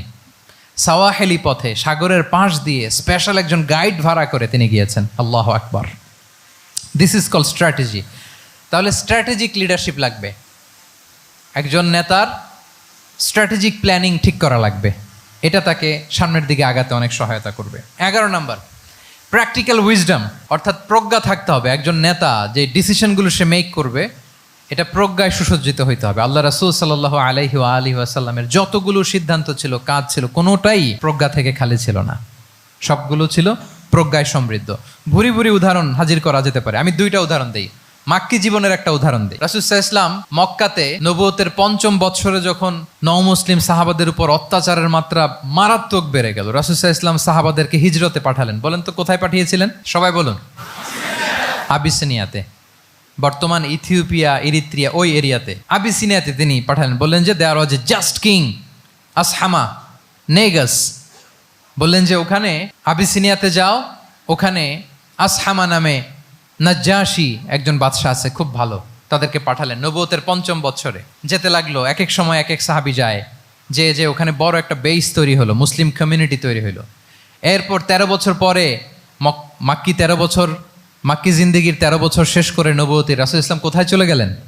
মদিনায়। মদিনায় যে রাসূল ইসলাম একটা ইসলামী স্টেট তিনি প্রতিষ্ঠা করলেন। 1ম হিজরি যায়, 2য় হিজরি যায়, একটার পর একটা যুদ্ধ যায়, মুসলিম কমিউনিটি বাড়ে, কমপ্লিট ইসলামিক স্টেট হয়ে যায়। কিন্তু ওই আবিসিনিয়া থেকে ওই গ্রুপ আর ফিরে না। নবুয়তের 5ম বৎসরে যে গ্রুপকে রাসূল সাল্লাল্লাহু আলাইহি ওয়াসাল্লাম জাফর ইবনে আবু তালেবের নেতৃত্বে আবিসিনিয়ায় পাঠিয়েছিলেন, তারা মদিনায় কোন হিজরিতে আসছে জানেন? এইটা যদি কেউ উত্তর দিতে পারে তাহলে বুঝবো he is very genius in সিরাত। 9ম, 7ম, মাশাআল্লাহ। কয়জন বলছে? এটা জানতেন? কে কে হাত তোলেন? মাশাআল্লাহ, অনেক জিনিয়াস আছে তো এখানে। হ্যাঁ, লটস অফ জিনিয়াস, মাশাআল্লাহ, মাশাআল্লাহ, তাবারাকাল্লাহ। জি, 7ম হিজরিতে এসেছিলেন জাফর ইবনে আবি তালেবের নেতৃত্বে। এখানে হিকমা, রাসূল সাল্লাল্লাহু আলাইহি ওয়াসাল্লামের উইজডমের ব্যাপারটা হচ্ছে, রাসূল সাল্লাল্লাহু আলাইহি ওয়াসাল্লাম আছেন মদিনাতে, একের পর এক কোরআনের আয়াত নাজিল হচ্ছে, আহকামগুলো সাহাবারা প্র্যাকটিস করতেছে, মসজিদে নববী হলো, ইসলামিক স্টেট হলো, বদরের যুদ্ধ হলো, উহুদ হলো, খন্দক হয়ে গেল, সব হয়ে যায়। কিন্তু ওনারা ফিরেন না কেন? ওনারা ফিরলেন সেই 7ম হিজরিতে খায়বার বিজয়ের পরে। এবং যেদিন জাফর ইবনে আবি তালেব আবিসিনিয়া থেকে সবাইকে নিয়ে ফিরলেন, রাসূল সাল্লাল্লাহু আলাইহি ওয়াসাল্লাম এত খুশি হলেন, উনি বললেন বি আইয়িহিমা আনা লা আদরি বি আইয়িহিমা আনা আফরাহ বি ফাতহি খাইবার আও বি কুদুমি জাফর। আজকে কোনটাতে আমি বেশি হ্যাপি আমি জানি না, আমার ভাই জাফরকে পেয়ে নাকি খাইবার বিজয়ের কারণ। আমি কনফিউশনে পড়ে গেছি যে এইটাতে বেশি খুশি হইলাম নাকি ওইটাতে। এর কারণ হচ্ছে রাসূল সাল্লাল্লাহু আলাইহি ওয়াসাল্লাম অপেক্ষা করতেছিলেন যে মদিনা এই স্টেটটাকে আগে ইন্টারনাল এবং এক্সটার্নাল যত থ্রেট হতে পারে সবগুলো থেকে আগে সেফ জোন বানাতে হবে। এমনও হতে পারে মদিনা হাতছাড়া হয়ে যেতে পারে। মদিনা যদি হাতছাড়া হয়, মদিনা থেকেও যদি আমার হিজরত করা লাগে, আমি কই যাব? ওইটারে সেকেন্ড বেস, প্ল্যান বি হিসেবে রেখে দিছিলেন যে জাফর তুমি আইসো না, তুমি থাকো, নতুন নতুন যা আয়াত আসবে আমি সাহাবি দিয়ে এই বিধানগুলো পাঠাবো, ওখানে প্র্যাকটিস করতে থাকো, ইউল বি ফাইন দেয়ার, থাকো, আশা লাগবে না। থাকতে থাকতে 7ম হিজরি পর্যন্ত, খন্দকের যুদ্ধের মাধ্যমে যখন কুরাইশদের 20 দাঁত ভেঙে দেওয়া হলো, 7ম হিজরিতে যখন খায়বার দুর্গ বিজয় হয়ে গেল, now Islam came as a regional super power. রাসূল ইসলাম বুঝলেন আর ইন্টারনাল থ্রেটও নাই, এক্সটার্নাল থ্রেটও নাই, এবার আর কোনো টেনশন নাই। জাফর ইবনে আবি তালেবকে চিঠি পাঠালেন, তিনি বিশাল বাহিনী নিয়ে মুসলিমদেরকে নিয়ে তিনি ব্যাক করলেন মদিনাতে। আল্লাহু আকবার। This is call wisdom, practical wisdom. রাসূল সাল্লাল্লাহু আলাইহি ওয়াসাল্লামের এইভাবে এমন কোনো সিদ্ধান্ত নাই যেটার পেছনে প্রজ্ঞা ছিল না, প্রত্যেকটা সিদ্ধান্ত ছিল প্রজ্ঞায় সুসজ্জিত। আমরা যদি মদিনার একটা উইজডমের কথা খেয়াল করি, খুব সংক্ষেপে বলি, মদিনাতে আল্লাহ রাসূল সাল্লাল্লাহু আলাইহি ওয়া আলিহি ওয়াসাল্লাম, মদিনার সোসাইটিতে মুনাফিক কারা বলেন তো? এটা কি রাসূল সাল্লাল্লাহু আলাইহি ওয়াসাল্লাম জানতেন না? জানতেন কিনা বলেন? এই জানাটা কি ধারণা বেজ, মানে মনে হয় ও মুনাফিক এরকম, নাকি গাইডেড বাই ওয়াহি, গাইডেড বাই রেভেলেশন? স্বয়ং আল্লাহ তাআলা জানিয়ে দিয়েছেন। এরপরও কোনোদিন রাসূল সাল্লাল্লাহু আলাইহি ওয়াসাল্লাম মানুষের সামনে কাউকে মুনাফিক বলে পরিচয় করিয়ে দেন নাই। মদিনার সোসাইটিতে কেউ জানতো না, বুঝতে পারতো আচরণ মুনাফিকের মতো, কিন্তু রাসূল সাল্লাল্লাহু আলাইহি ওয়াসাল্লাম কখনো বলেন নাই যে ও মুনাফিক। কখনো বলছেন? বলেন নাই। চিন্তা করছেন? আমরা তো কথায় কথায় ফেসবুকে মন মতো না হইলে কি লিখি? বেসড অন অ্যাজাম্পশন, আমার মন মতো হয় নাই, ও মুনাফিক। কিন্তু ওহী দ্বারা সুনিশ্চিত হয়েও রাসূল সাল্লাল্লাহু আলাইহি ওয়াসাল্লাম কাউকে মুনাফিক বলে অ্যাড্রেস করেন নাই। আল্লাহু আকবার। কেন করেন নাই? মুসলিম সাহাবারা চটে যাবে, মুনাফিকদেরকে হত্যা করবে, তখন মুশরিকরা, কোরাইশরা, ইহুদিরা কি বলবে? যে মুহাম্মদের অনুসারীরা একে অন্যকে হত্যা করে, কারণ মুনাফিকরা তো অন্য সাহাবীদের মতো তারাও মসজিদে নববীতে এসে রাসূল সাল্লাল্লাহু আলাইহি ওয়াসাল্লামের পেছনে নামাজ পড়তো। অ্যাপারেন্টলি দেখতে তো তারাও মুমিন, দেখতে তারাও কি মুমিন, কখনো রাসূল সাল্লাল্লাহু আলাইহি ওয়াসাল্লাম বলেন না। তবে হুযায়ফা ইবনুল ইয়ামান রাদিয়াল্লাহু তাআলা আনহু নামে একজন সাহাবী, উনি মদিনার গোয়েন্দা বিভাগের প্রধান ছিলেন রাসূল সাল্লাল্লাহু আলাইহি ওয়াসাল্লামের। ওনাকে বলে গিয়েছিলেন কারা কারা মুনাফিক, নামের লিস্টটা অ্যাজ এ রেফারেন্স শুধু ওনাকে বলেছিলেন, আর কাউকে বলেন নাই। এজন্য ওমরে ফারুক রাদিয়াল্লাহু তাআলা আনহু যখন মদিনার খলিফা, তখন তিনি কেউ মারা গেলে ওনাকে যখন জানাজার ইমামতির জন্য বলা হতো, উনি দেখতেন যে ওই জানাজায় হুযায়ফা গিয়েছে কিনা। যদি হুযায়ফা ইবনুল ইয়ামান ওখানে যেতেন, উনি ওই নামাজের ইমামতি করতেন। আর যদি দেখতেন ওইখানে হুযায়ফা নাই, ওইখানে ওমরও নাই রাদিয়াল্লাহু তাআলা আনহু, আল্লাহু আকবার, তিনি কৌশলে পাশ কাটিয়ে বলতেন অন্য কেউ এই নামাজের ইমামতি করে দাও, আমি যাব না। আল্লাহু আকবার। তাহলে রাসূল সাল্লাল্লাহু আলাইহি ওয়াসাল্লামের উইজডম দেখেন, তিনি কমিউনিটির মধ্যে ইউনিটি ধরে রাখার জন্য কখনো মুনাফিকদের নাম বাই নেম তাদেরকে চিনতেন, কখনো ডিসক্লোজ করেন নাই। আল্লাহু আকবার, দিস ইজ কল্ড উইজডম। 12 নম্বর হচ্ছে, লাস্ট পয়েন্ট হচ্ছে succession management. A good leader produces a good leader, a true leader produces a true leader. একজন ভালো নেতা সে ভালো নেতা তৈরি করে, কি বলেন? একজন যোগ্য নেতা আরো যোগ্য উত্তরসূরি তৈরি করে, ঠিক কিনা বলেন? আমি শুধু নেতা, নেতৃত্বের সব গুণ আমার মধ্যে খালি হাবুডুবু খায়, আমি কাউরে নেতা বানাতে পারলাম না, তো আমি চলে যাওয়ার পরে আমার দল চালাবে কে, আমার দেশ চালাবে কে, এই উম্মাকে নেতৃত্ব দিবে কে? রাসূল সাল্লাল্লাহু আলাইহি ওয়াসাল্লাম নিজে যেমনি অনুসরণীয় নেতা ছিলেন, অনুকরণীয় নেতৃত্ব দিয়েছেন, তিনি এরকম নেতৃত্ব তৈরিও করে গিয়েছেন, ঠিক কিনা বলেন? আল খোলাফা আর রশিদিন আল মাহদিন, তাদের কথা যদি খেয়াল করেন, আবু বকর রাদিয়াল্লাহু তাআলা আনহুর ব্যাপারে তো ওনার প্রচ্ছন্ন কিছু ইঙ্গিতও ছিল। ওনার অবর্তমানে নামাজ পড়িয়েছে কে মসজিদে নববীতে? আবু বকর রাদিয়াল্লাহু তাআলা আনহু। ওনার হজ পালনের আগে হজের জন্য পাঠিয়েছিলেন কাকে? নবম হিজরিতে আবু বকর রাদিয়াল্লাহু তাআলা। এগুলো ছিল প্রচ্ছন্ন ইঙ্গিত। এবং সাকিফায়ে বনু সাঈদাতে ওমরে ফারুক বললেন যে আপনাকেই আমরা নেতা মানি, সবাই এক বাক্যে মেনে নিল। আজও ওই জায়গাটা মসজিদে নববীর এক পাশে সাকিফায়ে বনু সাঈদার বড় সাইনবোর্ড আছে, ওখানে বিকেলবেলা আনসারি সাহাবারা বসে গল্প করতেন। ওই জায়গাতে আবু বকর রাদিয়াল্লাহু তাআলা আনহুর খলিফা নির্বাচনের ব্যাপারটা ঘটেছিল। উনি ওসিয়ত করে গিয়েছিলেন ওমরে ফারুক রাদিয়াল্লাহু তাআলা আনহু খলিফা হবেন। ওমরে ফারুককে যখন অ্যাসাসিনেশন করা হলো, উনি একটা প্যানেল করে দিয়ে গেলেন, সেখান থেকে ওসমান রাদিয়াল্লাহু তাআলা আনহু হলেন। ওসমান রাদিয়াল্লাহু তাআলা আনহুর হত্যা পরবর্তী উদ্ভূত পরিস্থিতিতে আলী রাদিয়াল্লাহু তাআলা আনহু হলেন। একজনের চেয়ে আরেকজন শ্রেষ্ঠ, একজনের চাইতে আরেকজনের মানাকে অসাধারণ, অসাধারণ। এই যে নেতৃত্ব রাসূল সাল্লাল্লাহু আলাইহি ওয়াসাল্লাম এটা জীবদ্দশায় তৈরি করেছেন। যার যেখানে ক্যাপাসিটি দেখেছেন তাকে ওই দিকে উদ্বুদ্ধ করেছেন। যার মধ্যে যুদ্ধের ব্যাপারে জ্ঞান দেখেছেন তাকে যুদ্ধের সেনাপতি বানিয়েছেন। Khalid bin Walid, chief of the Muslim military, মুসলিম বাহিনীর সেনাপ্রধান ছিলেন কে? খালিদ বিন ওয়ালিদ। ওনার দিয়ে কখনো কবিতা লিখতে পাঠাইছেন রাসূল সাল্লাল্লাহু আলাইহি ওয়াসাল্লাম, কিন্তু হাসান বিন সাবেতকে দিয়ে কি করছেন? শুধু কি কবিতা লেখানো, ওনার মিম্বরের পাশে মসজিদে নববীতে আরেকটা মিম্বর বানাই দিয়েছেন, স্টেজ, যে তুমি এখানে দাঁড়িয়ে এমন জ্বালাময়ী কবিতা লিখবে যেন গুজবাম হয় মুসলমানদের, জেহাদের ময়দানের জন্য ঝাঁপিয়ে পড়ে। তাহলে খালিদ বিন ওয়ালিদকে দিয়ে এক কাজ করিয়েছেন, হাসান বিন সাবেতকে দিয়ে আরেক কাজ করিয়েছেন। মুআয ইবনে জাবাল রাদিয়াল্লাহু তাআলা আনহু প্রশাসনিক কার্যক্রম ভালো বুঝতেন। মদিনা রাষ্ট্রের সবচাইতে বড় সিনিয়র আমলা ছিলেন মুআয ইবনে জাবাল, ইয়ামানের গভর্নর করে পাঠিয়েছেন। ওনার এটাতে যোগ্যতা ছিল। যার যেখানে তিনি প্রতিভা দেখেছেন ইসলামের কল্যাণে, রাসূল সাল্লাল্লাহু আলাইহি ওয়াসাল্লাম ওই প্রতিভাগুলোকে কাজে লাগিয়েছেন। এইভাবে ওনার সাকসেশন ম্যানেজমেন্টকে উনি গড়ে তুলেছেন। ফলে ওনার পরবর্তীতে বছরের পর বছর ইসলামী নেতৃত্বের হাল ধরতে মুসলিম উম্মার বেগ পেতে হয় নাই, ঠিক কিনা বলেন? তাহলে a good leader, a true leader produces a good leader.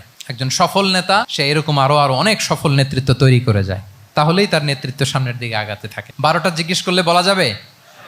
হ্যাঁ, নোট করে রাখছেন বোধহয় না? খুব খুশি হয়েছে আমি, মাশাআল্লাহ। শ্রোতা যদি ভালো হয়, শ্রোতা যদি দেখি যে না আমার সাথে সাথে মাথা নাড়ায়, রেসপন্স করে, উত্তর দেয়, তখন কথা বলতেও ভালো লাগে। মানে এত গরমের মধ্যে, এত কষ্টে, অল আর সোয়েটিং, বাট এত মনোযোগের সাথে আপনারা শুনেছেন।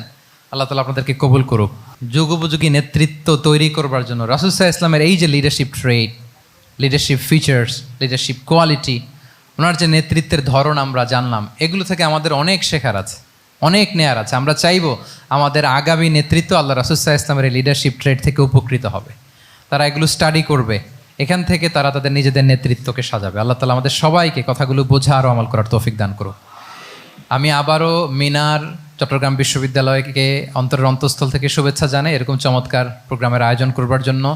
ইউনিভার্সিটি অথরিটিকে আমি শুভেচ্ছা জানাই এবং আমার মাথার তাজ সম্মানিত শিক্ষক মণ্ডলীকে শুভেচ্ছা জানাই এবং প্রিয় শিক্ষার্থী বন্ধুদেরকে আবারও প্রাণঢাল অভিনন্দন জানিয়ে রাসূল সাল্লাল্লাহু আলাইহি ওয়াসাল্লামের নেতৃত্বের উপর প্রফিটিক লিডারশিপ টপিকে এই আলোচনা আমি এখানেই শেষ করছি। হাদা মা ইনদি ওয়াল ইলমু ইনদাল্লাহি আলাইহি তাওয়াক্কালতু ওয়া ইলাইহি উনীব। ওয়াসসালামু আলাইকুম ওয়া রাহমাতুল্লাহি ওয়া বারাকাতুহু।